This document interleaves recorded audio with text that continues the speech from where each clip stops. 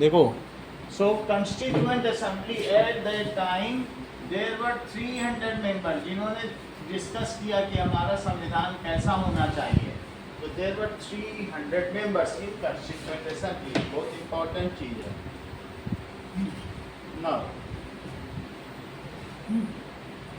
1946 में इलेक्शंस हुए, 300 member elect हुए और उन्होंने इसे डिस्कस किया इन 1946। ठीक है, इलेक्शंस वर है 300 मेंबर्स वर इलेक्टेड पूरे भारत में and they are the members of, किसके मेंबर बने दरवेश? Constituent assembly. ऐसा 40 अभी भारत आजाद नहीं हुआ था, 5 महीने पहले इलेक्शन हो गए, फिर उनको दे दिया। अब देखिए उनके सामने काम क्या था? उनके सामने काम था कि सबको, सबके लिए संविधान में जगह होनी चाहिए। एक और फोटो तुम्हारे इसमें दी गई है, that is Baba Bhimrao Ambedkar, that is father of Indian constitution. तो उन्होंने his participation in constituent assembly helped the scheduled caste get some safeguard, but he also stated that also the law might exist. Scheduled caste still had reason to fear because the administration of those laws were in the hand of caste Hindu officers. He therefore urged scheduled caste to join the government as well as the civil services. उस समय इन्होंने आरक्षण दिया। वो लोग क्या बनाया कि जो शेड्यूल कास्ट को पहले बहुत, जो दलित लोग थे ना, हरिजन लोग, नाई, चमार, धोबी, कहार, ऐसे छोटी जात के लोग, उनके ऊपर बहुत अच्छे अत्याचार होते थे। अगर वो नाई जा रहा है, उसकी छाया ब्राह्मण के पैर पे पड़ गई तो उसको लाठी से पीटा जाता था, ब्राह्मण नहाता था। इतनी बुरी हालत। उनके हाथ का पानी नहीं पिया जाता था और इन लोगों को, दलित लोगों को एक अलग कुएं था, गंदे कुएं का पानी पिलाया जाता था। अच्छे कुएं का पानी ये लोग नहीं पी सकते, न मंदिर जाने दिया जाता था, कुछ भी नहीं। तो इन सब चीज़ों को बाबा भीमराव अंबेडकर ने अपने बचपन में ही देखा था। इनको 1 घंटे पहले स्कूल आना पड़ता था, पहले पूरे स्कूल की झाड़ू लगानी पड़ती थी, फिर पीछे बैठ के पढ़ते थे। अब तो समझो इनकी कितनी बुरी दशा है। इनको सबके साथ नहीं इन्होंने, लेकिन फिर बाद में पढ़ाई जारी रखी। यही नहीं पढ़ा, जाके लंदन तक पढ़ा है। और जितना ये पढ़े हैं, इनकी लॉ की इतनी डिग्री उतना कोई नहीं पढ़ा है। बाबा भीमराव अम्बेडकर ने बहुत सारी पढ़ाई की और मेनली जो हमारा ड्राफ्ट है कॉन्स्टिट्यूशन का, इन्होंने ही बनाया। और इन्होंने बनाया ही नहीं, उसमें फिर शेड्यूल कास्ट के लिए भी रिजर्वेशन रख दिया। और शेड्यूल कास्ट से कह दिया, देखो लॉ तो तुम्हें, हमने तुमको लॉ से तो प्रोटेक्ट कर लिया, लेकिन ये जो पुलिस वाले हैं, जो IAS अफसर हैं, ये सब पंडित लोग हैं, तुम बच नहीं पाओगे, इसलिए तुम भी मेरी तरह पढ़ाई करो। और तुम भी सिविल सर्विसेज जानते हो, IAS IPS इनको क्या कहते हैं? Civil services. इनमें जब ऊंची पोस्ट पे जाओगे तभी तुम ठीक हो पाओगे। और साथ में तुमको हमने सीट दे दी हैं, 125 सीटें, 543 में कितनी सीटें दे दी हैं? 125। उसमें से 73 किसको दे दी थी? दैट इज ST को, शेड्यूल ट्राइब को, जो लोग आदिवासी नहीं होते मध्य प्रदेश के जंगलों में। अब बाकी 43 दे दी थी शेड्यूल कास्ट को, SC ST जिनको कहते हैं, schedule caste, schedule tribe. Tribe वो लोग होते हैं जो जंगली होते हैं, जिनको कुछ नहीं आता है, यहाँ तक कि सिटी के बारे में, जंगलों से आए। बोला अब तुमको खुद अपनी, तुम यहाँ आओ, बैठो, जब तुम्हारे हाथ में शक्ति आएगी, पावर, तब तुम फिर कुछ कर पाओगे। ये न सोचो कानून बचा लेगा, क्योंकि कानून जिनके हाथ में है वो तो हम पंडित ही हैं, वो तुम्हें क्यों बचाएंगे। तो यही चीज़ पूरी सब लिखी है, ये जो मैं तुम्हें बता रहा हूँ, ये इसी फोटो के नीचे लिखी। बोलो बात समझ में आ गई? तो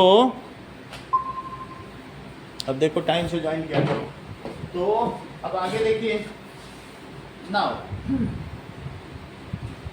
okay, now at that time जब हमारा कॉन्स्टिट्यूशन लिखा जा रहा था, उस समय एक और भी दर्द हमने झेला।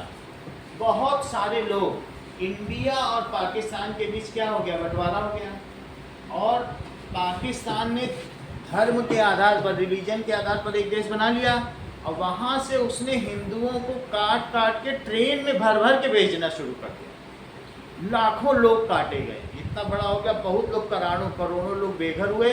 फिर इंडिया में तो पहले इसे कुछ नहीं किया गया, लेकिन एक ट्रेन यहाँ से भी फिर मुस्लिम लोगों को काट के भेजी गई, फिर तब वहाँ शुरू कहा जब उन्होंने देखी लाश। तो ये कितना विवश है, क्योंकि हम लोग साथ मिलकर लड़े थे हिंदू मुस्लिम, लेकिन अंग्रेजों ने फूट डालो डिवाइड एंड रूल की पॉलिसी अपनाई कि इन दोनों को अलग अलग करो। वो बोलने लगे कौन ज़्यादा पावर लेगा, हिंदू लेंगे कि मुस्लिम, इसी बात पर लड़ाई हो गई यहाँ पे। और फिर उसका फ़ायदा उठाया जब लड़ाई, बोले हम तो अलग अलग कर देंगे, सबको अलग अलग कर दिया। और फिर उसके बाद झगड़ा हुआ। तो आपने देखा वही लाइन लिखी है कि बुक में कि India has faced the partition of India and Pakistan. Bharat ने फेस किया कि नहीं?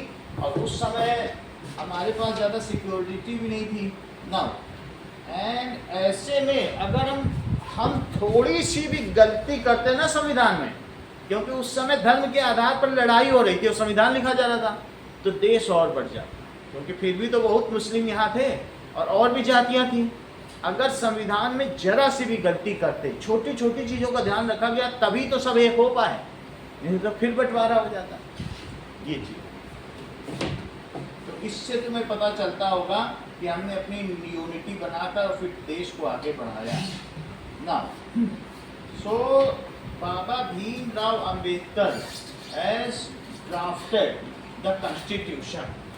अब जरा एक चीज और देख लो, बाबा भीमराव अंबेडकर कौन थे, उनका क्या रोल था कॉन्स्टिट्यूशन में, इस चीज को और देखें।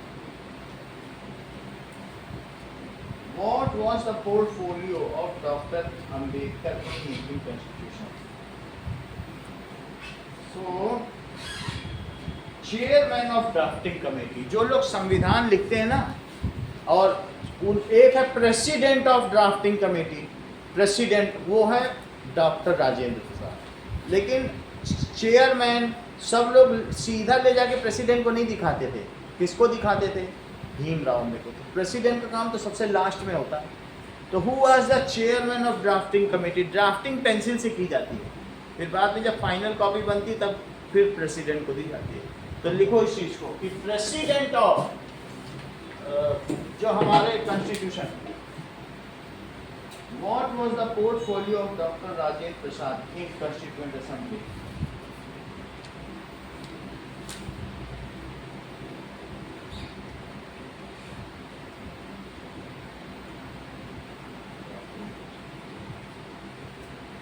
What was the portfolio of Dr. Rajendra Prasad in making constitution?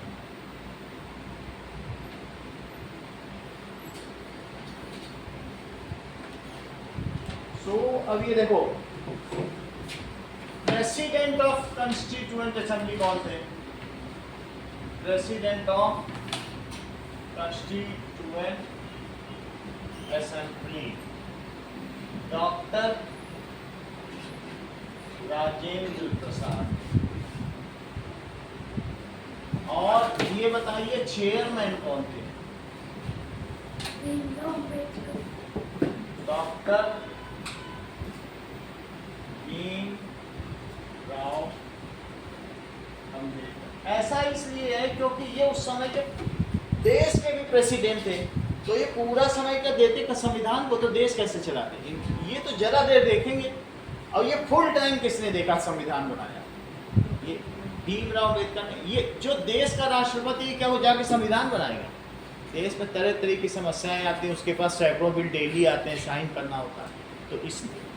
अब आगे देखो, ही हैज गिवन, भीमराव अम्बेडकर ने क्या किया बोलो? भीमराव अम्बेडकर ने पृथ्वी सभी मैंने बताया क्या किया? Has given reservation. कहीं पूरे विश्व में कहीं रिजर्वेशन है ही नहीं, इनका अपना आइडिया था, ऐसा कोई संविधान नहीं। सब तो इक्वलिटी पे बात कर रहा है, और ये कहते हैं कि भाई तुम तीन लोग अलग बैठो, तुम्हारे लिए ऊंची सीट है। ऐसा कोई संविधान करेगा बना? लेकिन इन्होंने किया, क्योंकि वो इतने नीचे थे कि उनको अगर उठा के न रखा जाता तो वो वहीं रह जाते, इसलिए थोड़ा सा उठाया कि तुम ये हो। So he has given reservation. किसको रिजर्वेशन दिया बोलो?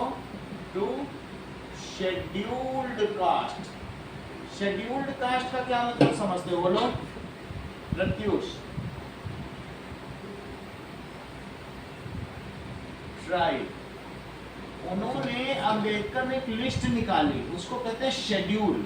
ये दलित, कहार, नाई, पासी, चमार सबके नाम निकाले और उसको राजपत्र, दैट इज एक गैजेट होता है, इंडियन गैजेट। अब बोलो ये सब लोग शेड्यूल्ड हैं, ये लोग लोअर कास्ट के हैं, और फिर इनकी कास्ट को क्या कहा गया, शेड्यूल। बोला जो इस शेड्यूल में दिया है, शेड्यूल नहीं होता तुम्हारे स्कूल का क्लास का शेड्यूल, तो ऐसे टाइम टाइम पे जो चीज़ निकलती है, तो कौन कौन सी कास्ट है उसको उन्होंने शेड्यूल करके निकाला, उन कास्ट को क्या कहा गया, शेड्यूल्ड कास्ट। ऐसे कुछ और भी निकाले गए कि जंगलों में रहने वाले कौन कौन से ट्राइब्स हैं, तो उन ट्राइब्स के लिए भी उन्होंने एक लिस्ट निकाली, न्यूज़पेपर में छपवाई, और उन्हें कहा गया शेड्यूल्ड ट्राइब्स। अनुसूचित जाति और अनुसूचित जनजाति, जो लिखी है उसको अनुसूचित कहते हैं, सूचना में जो दी जाए उसे अनुसूचित कहते हैं, इनको रिजर्वेशन। ओके, अब आगे देखो, हमारे संविधान में कुछ चीजें बताई गई हैं, जरा इन चीजों के बारे में देखिए। फेडरलिज्म के बारे में तुम्हें मत क्या समझते हो, what is federalism? That is more than one level of government is called federalism. हमारे यहाँ कौन कौन सी लेवल ऑफ गवर्नमेंट है, बोलो। देखो, हमारे यहाँ एक सेंट्रल लेवल है, सेंट्रल गवर्नमेंट में क्या है, सेंट्रल गवर्नमेंट में तीन चीजें होती, कौन कौन सी होती है बताओ। एक होती है लेजिस्लेचर, लेजिस्लेचर क्या करती है बताइए, और एग्जीक्यूटिव क्या करती है, और जुडिशरी क्या करती है। लेजिस्लेचर, ये लेजिस्लेचर, अच्छा ये केंद्र सरकार है, सेंट्रल गवर्नमेंट को क्या कहते हैं, या यूनियन गवर्नमेंट, सेंट्रल गवर्नमेंट, ये दिल्ली में बैठती है, पार्लियामेंट। तो इसमें लेजिस्लेचर का मतलब जो कानून बनाए, इसको क्या कहेंगे बताइए, making law, yes make law. और ये क्या करते हैं, एग्जीक्यूटिव क्या करेंगे, that is make everybody to obey law. A set of people who enforce law, उस कानून को पालन कराएंगे, ये लॉ बनाएंगे। अब पुलिस हुआ, IAS हुए, ये सब क्या करते हैं बताओ, ये तुम्हारे स्कूल के टीचर्स ये सब यही आते हैं, बैंक कर्मचारी, सरकार ने जो नियम बनाया उसको सबको पालन करवाएंगे, ऐसे करो वैसे करो वैसे करो। तो ये क्या करते हैं बताइए, एनफोर्स लॉ, उसकी पालना करवाएंगे। और ये क्या करेंगे, पनिश है, check the law, that is कि ये देखेंगे, चेक भी करेंगे कि लॉ सही बना है, और ये भी देखेंगे पनिश हु डिसओबे लॉ, अगर कोई डिसओबे करेगा तो विधायिका, कार्यपालिका, न्यायपालिका, ये अभी हमने कल बताया था ना, विधान, विधाता, और इस वजह से इसका नाम क्या है, विधायिका, कानून को विधि कहते हैं, और संविधान जो सबके लिए समान हो उसे संविधान, सही है। अब देखो तो क्या लिखते हैं, बोलो इसको, पनिश, किसको पनिश करेंगे, हु ब्रेक लॉ। अब मुझे बताओ जो हमारा लेजिस्लेचर है, जो लेजिस्लेचर क्या होता है, लेजिस्लेटिव, लेजिस्लेटिव असेंबली, इसमें एक है लोकसभा और दूसरा क्या है, राज्यसभा। तो राज्यसभा, लोकसभा में हमने बता दिया 543 मेंबर्स हैं, जबकि राज्यसभा में कितने मेंबर्स हैं, 245 मेंबर्स हैं।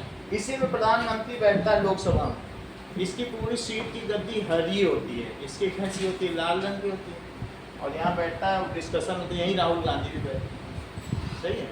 तो इस तरीके से एक है सेंट्रल गवर्नमेंट, और दूसरी कौन सी गवर्नमेंट है, सेंट्रल गवर्नमेंट का हेड कौन होता है बताओ, जो संसद में, बताओ।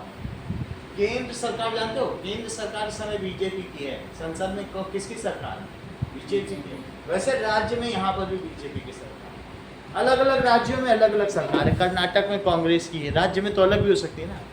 तो तुम्हें क्या पता चल रहा है, ये मैंने पूछा सेंट्रल गवर्नमेंट सबसे टॉप कौन है, और भारत में जो सेंट्रल गवर्नमेंट है ना, केंद्र सरकार जो दिल्ली में बैठती है, वो उसमें सबसे हाईएस्ट पोस्ट किसकी है बोलो, प्रेसिडेंट।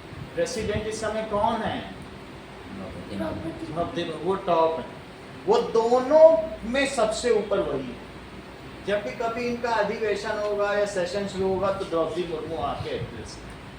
तो स्टॉप कौन है बोलिए सेंट्रल गवर्नमेंट पे? प्रेसिडेंट। इतनी बात समझ आई? तो एक है सेंट्रल गवर्नमेंट और दूसरी कौन सी है? State government. स्टेट गवर्नमेंट चूंकि हमारे यहाँ 28 स्टेट्स हैं तो इसलिए कितनी स्टेट गवर्नमेंट्स होंगी? 28 स्टेट गवर्नमेंट। जैसे ये यहाँ पर हो गई राजस्थान की सरकार, तो उसे क्या कहेंगे बोलो? स्टेट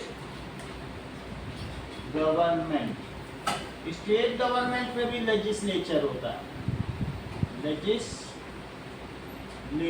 और क्या होगा बोलो? एग्जीक्यूटिव। और तीसरा जुडिशियरी। जो यहां पर होता है केंद्र में कौन सा कोर्ट है बताओ? सेंट्रल में सुप्रीम कोर्ट ऑफ इंडिया। और उसके चीफ जस्टिस कौन है? That is chief justice Khanna, जो हरियाणा के। उसके पहले chief justice of India CJI जानते हो? चीफ जस्टिस ऑफ इंडिया, इसको CJI कहते हैं, ठीक है? वो चंद्रचूड़ थे, अभी जस्टिस खन्ना। तो लिखो यहाँ जुडिशरी में कौन है बताओ? Supreme court. एक सुप्रीम कोर्ट है पूरे भारत में। क्या तुम ये भी बात जानते हो कि एग्जीक्यूटिव में कौन आएगा? केंद्र सरकार के कर्मचारी कौन कौन से? बोलो बोलो। अभी बैठे भी आधे घंटे में क्लास में, बोलो। केंद्र सरकार में तुम्हारे केवी टीचर्स कौन कौन आते हैं? बोलो। केवी टीचर्स आते हैं। बैंक ऑफिशियल्स जो बैंक क्लर्क होते हैं, IAS इंडियन एडमिनिस्ट्रेटर जो DM होता है, बड़े बड़े लोग होते हैं, वो IPS जो पुलिस के अफसर्स होते हैं, ठीक है? हाँ, सिविल सर्वेंट सही है, IAS IPS सही तो। तो कौन कौन आ रहा है बोलो इसमें?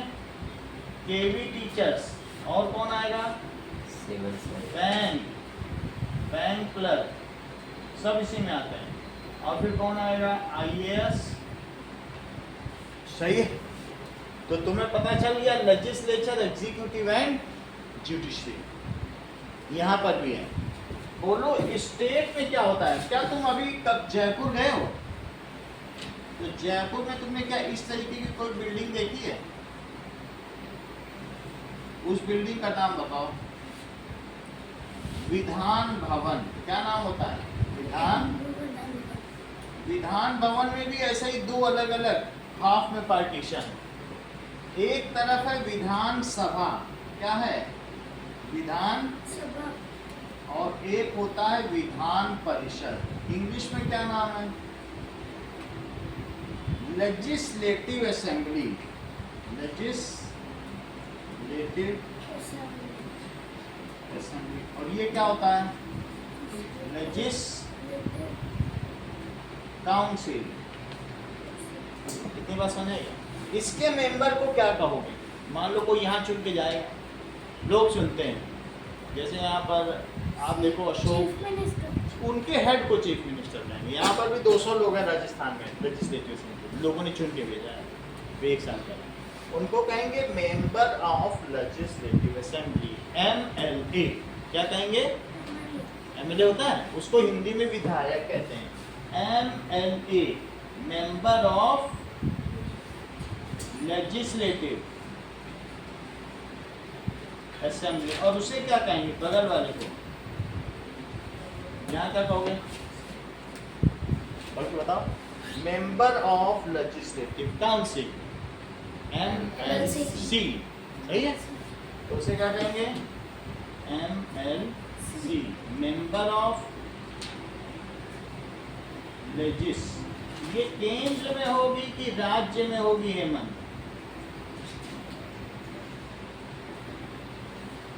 सेंटर में होगी, ये स्टेट में होगी। ऐसी 28 बिल्डिंग्स होंगी, हर राज्य में एक होगी। क्या आप मुझे ये बताएंगे कि इसके मेंबर को क्या कहेंगे? लोकसभा के।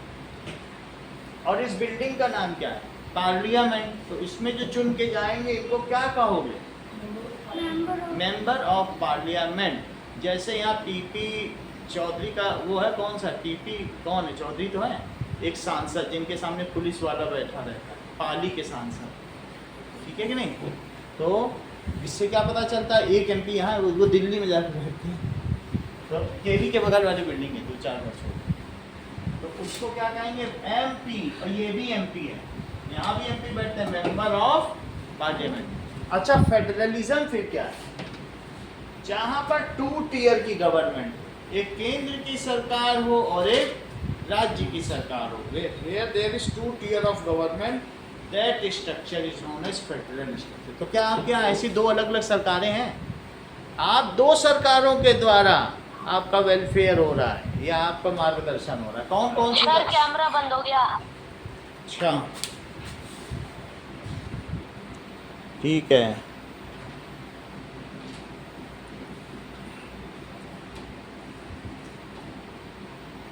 अभी भी बंद है क्या,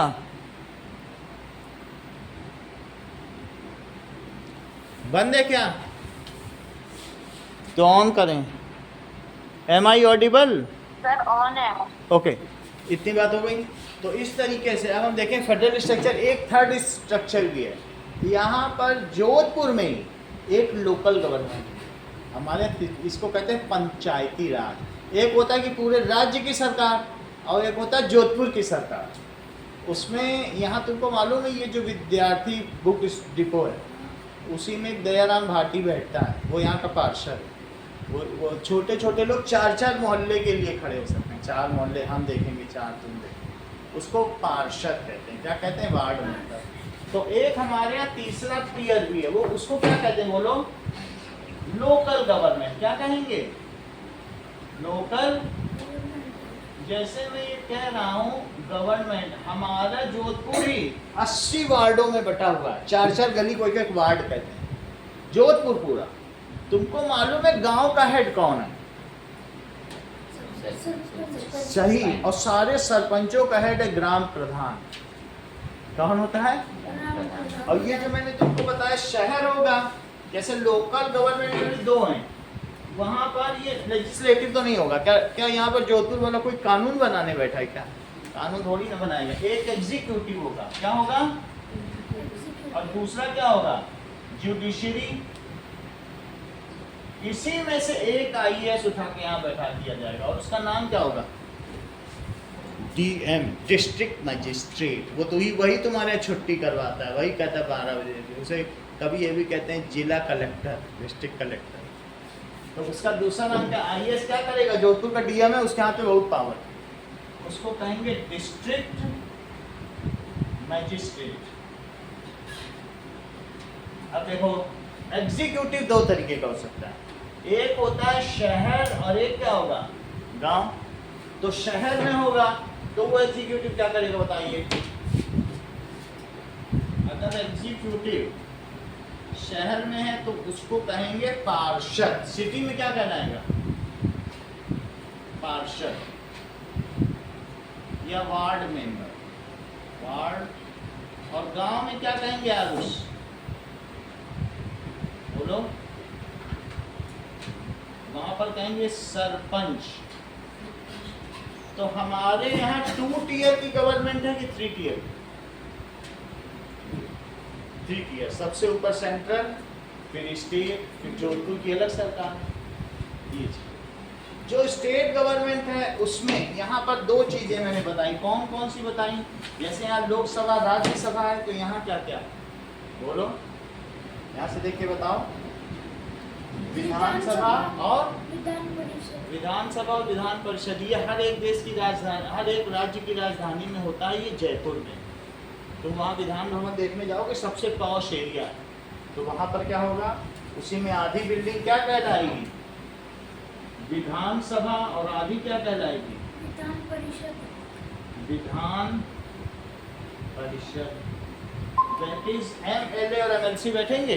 हमारे यहाँ कितने टीयर की गवर्नमेंट है, 1 टीयर, फिर 2 टीयर, फिर 3 टीयर।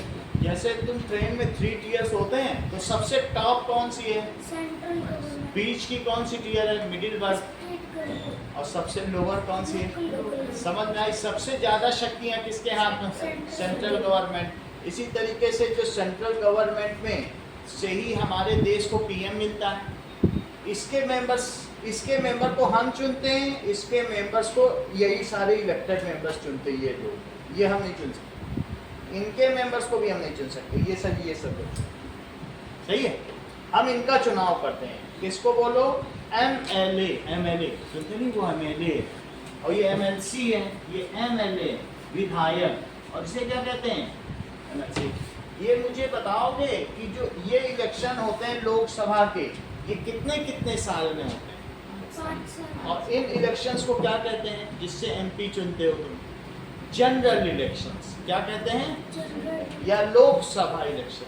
और जिससे तुम देश का, अपने राज्य का सीएम चुनते हो, उसे क्या कहते हैं? असेंबली इलेक्शंस, विधानसभा चुनाव। कौन सा चुनाव? विधानसभा, और उसको कहेंगे लोकसभा चुनाव। कितनी बात है। अब आगे की बात देखो। What is federal structure? Aarush बोलो, जस्ट पहली लाइन बोलनी है फेडरलिज्म। वो आप कुछ बोलो मत, जो पहली लाइन बोल दो, बोलो। Yes, if more than one level of government exist in a country. पढ़ो पहली लाइन। तो हमारे यहाँ तो 3 लेवल हो गया। फेडरलिज्म लिखा, फेडरलिज्म पढ़ो, हेडिंग क्या लिखा है फेडरलिज्म के heading? That if in a country there is more than, तो हमारे यहाँ है, इसलिए हमारा स्ट्रक्चर कैसा है? हमारे यहाँ तो 3 लेवल की है। विश्व में कहीं भी 3 लेवल की नहीं, इंडिया में ये राजीव गांधी ने कराई है। सो फेडरलिज्म का क्या मतलब है? If a country has more than one level of government,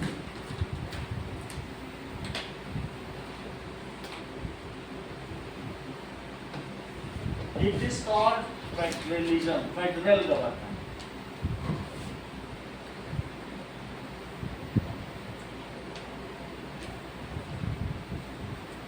ठीक है, इसे संघीय सरकार कहते हैं। अब जरा देखो, we have 3 levels of government। कितनी लेवल है? ये बहुत बड़ी बात है। 3 levels of गवर्नमेंट। कौन कौन सी हैं? Central government, state government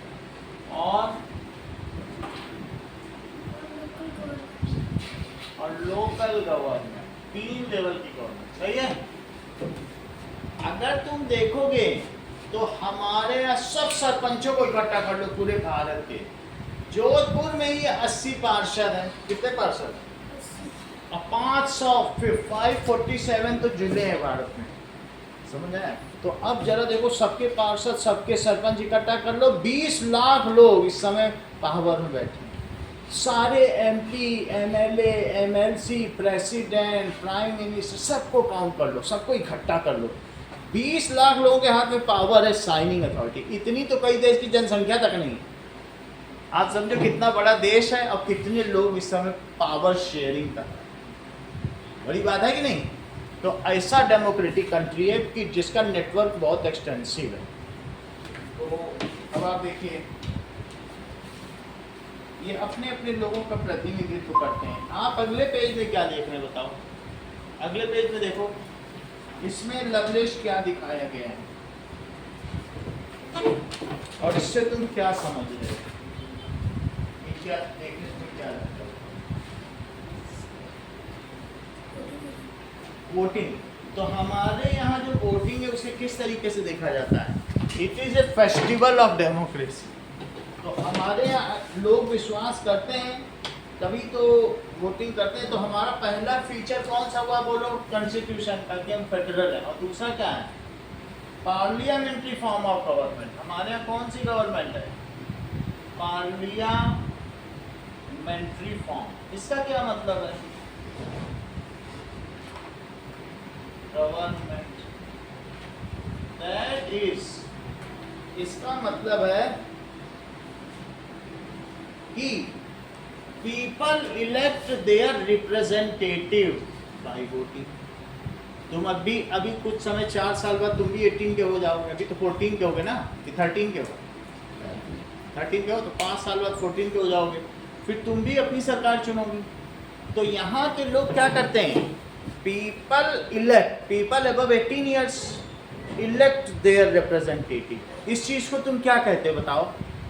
universal adult franchise, जहां पर लोगों को irrespective of their caste, creed, religion, gender, everybody has a right to vote, जहां सबको वोट देने का अधिकार होता है, उसको क्या कहते हैं? Universal adult franchise. ये अधिकार भारत में सबको है और हम अपने रिप्रेजेंटेटिव को या नेता को चुनते हैं and give all powers to that representative, you whatever you desire you do. After 5 years I will come and see if you have done good work, I will again vote you. ठीक है, इस चीज को क्या कहते हैं बताइए? Parliamentary form of government, जहां हम अपने रिप्रेजेंटेटिव प्रतिनिधि को चुनते हैं और वो पूरी शक्तियों के साथ सरकार चलाता है। हम रोज रोज तो नहीं जा सकते हैं अपने देश के लिए, इतनी सारी लोग कैसे चले जाएंगे रोज? इसलिए here there it is Dear people, कौन से बोलो? That is citizen of India. कोई भी नहीं आके चुन लेगा कि बाहर से आया टूरिस्ट चुन ले। Citizen of India elect their representative. किससे? एक तो लोकसभा इलेक्शन में चुनते हैं और एक किसमें? राज्यसभा विधानसभा इलेक्शन में, और एक लोकल इलेक्शन भी होते हैं जिसमें हमने दयाराम गौटी को वोट डाला, वही जो केबल ऑपरेटर। तो elect their representative, people citizen of India अपने इलेक्ट देयर रिप्रेजेंटेटिव, ऐसा होता है। ऑल पर्सन्स, कौन कौन से? All persons of India above 18 years, पहले ये 21 ईयर्स था, इररिस्पेक्टिव कि उनका धर्म क्या है, ऑफ देयर कास्ट, क्रीड, उनका धर्म क्या है, उनका पंथ क्या है, रिलीजन, और जेंडर, स्त्री है या पुरुष, हैज राइट टू वोट। इसको तुम्हारी बुक के पेज नंबर 30 में ठीक ऊपर क्या लिखा है पहली लाइन में? दिस इज कॉल्ड, इसे क्या कहते हैं? यूनिवर्सल एडल्ट सफरेज या फ्रेंचाइजी भी कहते हैं। यूनिवर्सल एडल्ट सफरेज, ऐसा कहेंगे। तो और इसका क्या मतलब है? Government of India is by the people, of the people, for the people. तो हमारे जो रिप्रेजेंटेटिव हम चुनेंगे उनको फुल अथॉरिटी है। So we give them all the powers to run country. वो जैसे चाहें, मैंने उनको भेज दिया है, अब उनकी जैसे मर्जी वो सरकार चलाएं। सो these representatives form government.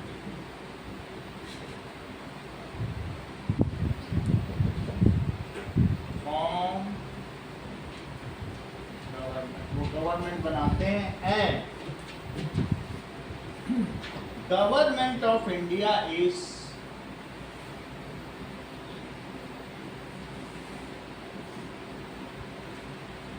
Of the people, लोगों की सरकार है। वो तो हमारे सिर्फ रिप्रेजेंटेटिव हैं, चाहे मोदी जी हो या गहलोत हो या इस समय मोहन राव हो या भजन राम हो। फॉर द पीपल, लोगों के लिए, हमारे लिए वो काम कर रहे हैं और हम ही लोगों ने चुन के भेजा भी है। एंड बाय द पीपल, इस तरीके से ये रिपब्लिक पार्लियामेंट्री फॉर्म है। These representatives sit in parliament और विधान भवन। विधान भवन जानते हो राज्यों में होता है, और पार्लियामेंट कहाँ है? दिल्ली में। So these representatives sit in parliament.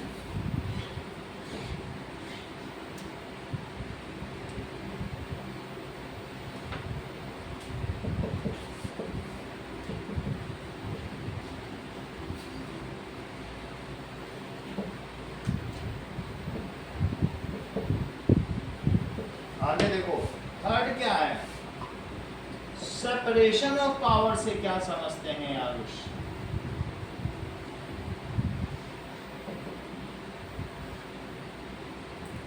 क्या तुमको लगता है कि हमारे यहाँ there are 3 institution of government, legislature, executive और क्या है बोलो, जुडिशरी? अभी बताया था कि नहीं?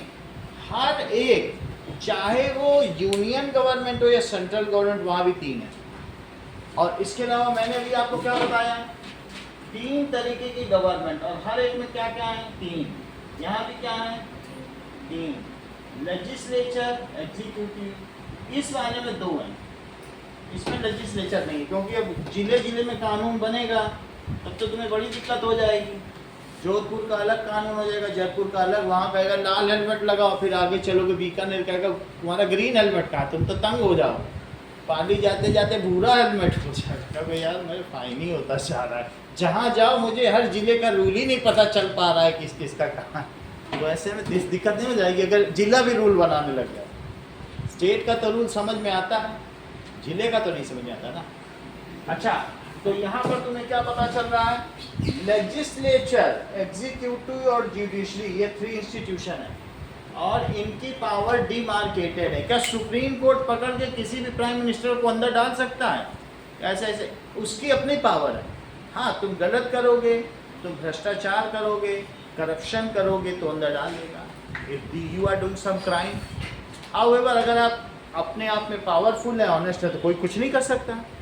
इवन सुप्रीम कोर्ट के जजेस भी डाले जा सकते हैं if they are having some किसी भी तरीके का इम्पीचमेंट, महाभियोग हो तो कोई कुछ भी डाला। लेकिन सबकी अपनी अपनी पावर है। इसी चीज को आरुष क्या कहते हैं बोलो? Separation of power. That is each tier of government, चाहे ये लेवल हो, ये लेवल हो, ये लेवल हो, each level of government has 3 institution. उसको कहते हैं लोकतंत्र के स्तंभ। That is pillars of democracy. क्या कहते हैं? वो स्तंभ है। इन्हीं तीनों पर तो पूरा लोकतंत्र टिका है। एक भी भ्रष्ट हो जाए तो क्या लोकतंत्र चल पाएगा? तो that is each level of government, each level of government has 3 institutions. Loveless, कौन कौन से 3 इंस्टीट्यूशन है बोलो? बताओगे तो फिर हम उसी हिसाब से, तुम्हें तो फिर लिख दूंगा। आता है तो बताओ, कुछ आते तो बताओ। हर लेवल, ये लेवल 1 है, ये लेवल 2 है, ये लेवल 3 है। तो लेवल 1, लेवल 2, लेवल 3। तो आप मुझे बताएं तो मुझे ये पता चलता है ना क्या कुछ समझ। बोलो, लेवल 1 में 3 इंस्टीट्यूशंस कौन से है ना? तो each level of government has 3 institution. That is legislature,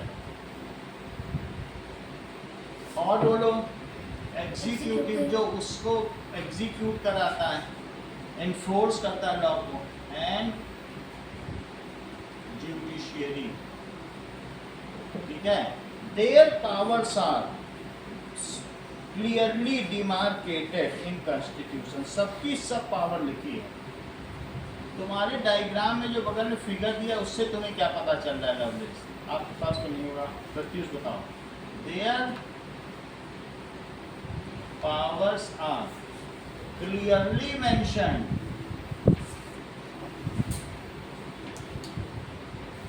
in constitution। इसलिए कोई विवाद ही नहीं हुआ पिछले 70 साल में। क्लियरली उनके बारे में लिखा गया।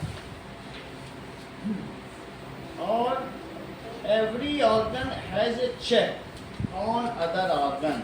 वो एक कोई भी ब्रांच दूसरे ब्रांच को चेक करती रहती, कहीं उसने कुछ गलत तो नहीं कर दिया। ठीक है, अब देखो फंडामेंटल राइट्स क्या होता है और वो कौन कौन से हैं? तुम भारत में रहते हो, क्या तुमको फ्रीडम ऑफ एक्सप्रेशन है? ऐसे तुम्हारे राइट्स या अधिकार जिनको कोई छीन नहीं सकता। क्या तुम चौराहे पर खड़े होके प्रधानमंत्री राहुल गांधी या किसी के बारे में अपने विचार व्यक्त कर सकते हो कि तुमको सजा हो जाएगी? कर सकते हो, भारत में कर सकते हो। और दूसरे देशों में अगर तुमने बोल दिया ना, चीन में जरा इधर उधर, तो गला मार दिए जाओगे। बहुत सारे देशों में फ्रीडम ऑफ एक्सप्रेशन नहीं है, लेकिन भारत में क्या है, तुम देखते हो कि लोग बोलते रहते हैं, ओपनली लिखते रहते हैं यूट्यूब में, कुछ नहीं होता है। तो ये बहुत बड़ा है कि तुम किसी के प्रति अपनी बात कह सकते हो अगर तुम बुरा समझते हो। इवन राष्ट्रपति, प्रधानमंत्री, किसी के बारे में जो टॉप मोस्ट फर्स्ट वीवीआईपी है, इस चीज़ को कहते हैं कि तुमको फ्रीडम ऑफ एक्सप्रेशन है। क्या तुम अगर दुबई में जाते हो और तुम्हारी मोबाइल में शिव जी की फोटो है, तो क्या ये एक गुनाह है कि ठीक काम है? गड़बड़ है, जेल में डाल दिए जाओ, कहेंगे तुम यहाँ आए तो मोबाइल ठीक क्यों नहीं करके आए। और यहाँ पर तुम खुले आम भोपू बजाओ, डमडम करके रास्ते में निकलो, डमरू बजाओ, ऐसे करो, कुछ कोई बोल रहा है। और वहीं दूसरे रास्ते में सड़क पर नमाज पढ़े जा रहे, कोई कुछ बोल रहा है, और कोई जय माता जी का बैंड बाजा गाना बजा रहे हैं। Freedom to practise your religion. जो रिलीजन है खुद भी करो, दूसरों को भी गवाओ, डमरू बजाओ, बाजा बजाओ। तो पहली चीज़ है फ्रीडम ऑफ एक्सप्रेशन है, और freedom to practise and propagate your religion. सिर्फ तुम प्रैक्टिस ही मत करो, उसे प्रचार प्रसार भी करो। तीसरी चीज़ फ्रीडम ऑफ प्रॉपर्टी। जो तुम संपत्ति कमाते हो, सरकार ऐसे छीन नहीं सकती। वो किसकी है? तुम्हारी। उसका थोड़ा परसेंट 5% टैक्स देना पड़ेगा, लेकिन उसके बाद तुम्हारी। समझ में आएगी नहीं? तो तुम्हारे साइड में देखो सारे लिखे हैं अगले पेज में, कौन कौन से 6 फ्रीडम है, कौन कौन से है बोलो। That is right to equality. ऐसा कभी भी नहीं होगा कि किसी चीज़ को लेकर के, जैसे ये जैन है और तुम सिख हो और 2 लोग पहुंच गए कोर्ट में, तो क्या वो जैनियों के साथ वो ज़्यादा फेवर करेगी सुप्रीम कोर्ट? वो right to equality irrespective of caste and creed. तुम किस संप्रदाय के हो, किस रिलीजन के हो। अगर 2 लोग पहुंच गए, एक स्त्री और एक पुरुष है, तो क्या स्त्री को बोलेगी जेल में डालो और पुरुष से कह देगी जाओ? ऐसा हो सकता है क्या? हमारे यहाँ जेंडर पे भी कोई वो नहीं है, सबको समान न्याय है, धर्म के आधार पर कोई भेदभाव नहीं। तुमने देखा है कि वो जो कानून की देवी है उसकी पट्टी बंधी है, वो देखती नहीं, वो तराजू देखती, बस पल्ला सही होना चाहिए। तो इससे क्या कहते हैं कि दैट हमें राइट टू इक्वलिटी मिला है, हमारे साथ कोई भेदभाव नहीं होगा। अगर किसी स्कूल में तुम्हें एडमिशन लेना है, तुम चाहे किसी जेंडर के हो, चाहे किसी कास्ट के हो, किसी रिलीजन के, तो तुम्हारे साथ कोई भी भेदभाव नहीं होगा। दूसरी चीज़ क्या कहेंगे बताओ? राइट टू फ्रीडम का क्या मतलब है? क्या तुमको खुल के जी सकते हो। इवन तुम कहीं भी भारत के किसी भी जगह जाके जमीन खरीद सकते हो, व्यापार कर सकते हो। मैं यूपी का हूँ, यहाँ पर राजस्थान में जमीन खरीद ली, व्यापार कर रहा हूँ। कहीं पर भी तुम भारत के किसी भी कोने में आ जा सकते हो, रह सकते हो, व्यापार कर सकते हो। तो इसको क्या कहते हैं? Right to freedom. अब इसके आगे क्या बताइए? Right against exploitation. अगर किसी बच्चे को काम कराया जा रहा है, तुम्हारा शोषण हो रहा है, तुम्हारी पढ़ने की एज है, तो तुम इसके खिलाफ सुप्रीम कोर्ट जा सकते हो।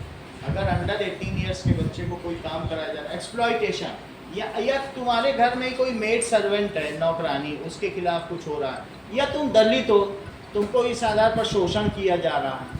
तो एक दलित था, उसने गड़बड़ी कर दी, तो उसको जूते में भर के ब्राह्मण ने पानी पिलवाया, तो वो गया, फिर उसकी सारी संपत्ति कुर्क हो गई, बुलडोजर चल गया।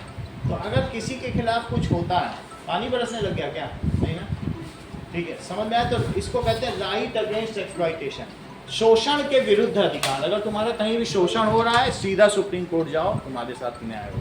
बोलो मैं ये था, दलित था तो शोषण हुआ, मैं लड़की थी तो ऐसा शोषण किया गया, ऐसा जेंडर के बेसिस पर भी कर सकते।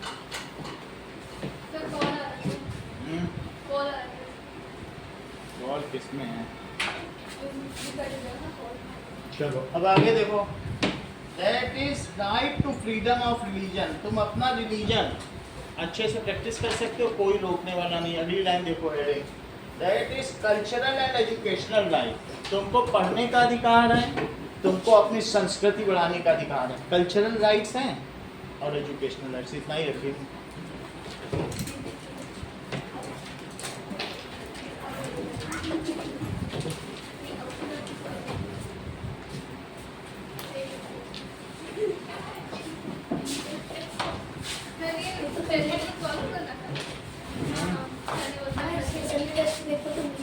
कल दे देंगे। अरे